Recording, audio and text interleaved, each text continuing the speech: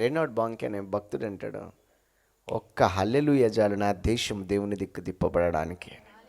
ఒకరోజు ఒక మీటింగ్లోనంట ఇట్లాగే ఇప్పుడు దైవజనులు వచ్చి వాక్యం అందిస్తారని మైక్ అందించినారంట ఆయనకి. ఆయన అంటాడు, నేను మైక్ అందుకున్న ప్రతిసారి నాకు ఒక గుండెల్లో మంట ఏముంటుంది తెలుసా? హెల్ ఎంప్టీ, హెవెన్ ఫుల్.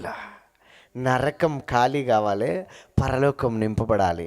ఆ ఉద్దేశంతో నేను మైక్ పట్టుకుంటా అంటే, మైక్ తీసుకుని ఆయన ఏమన్నాడో తెలుసా? హల్లెలూయా అన్నాడట. మళ్ళీ అన్నాడు హల్లెలూయా అన్నాడంట.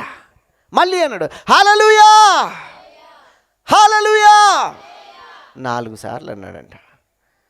ఒక్క హల్లెలూయాకు ఒక్కొక్కడు ఒక్కొక్క మూల దగ్గర పడి విలవిలలాడుతున్నాడంట. ఏమంటారు, కింద పడి కొట్టుకుంటున్నారంట.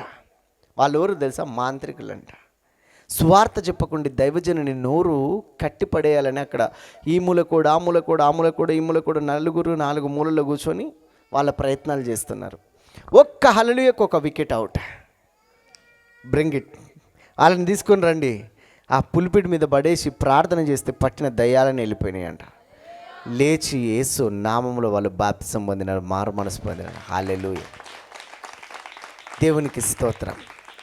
దేవుని రాజ్యం మాటతో కాదు, శక్తితో ఉన్నది.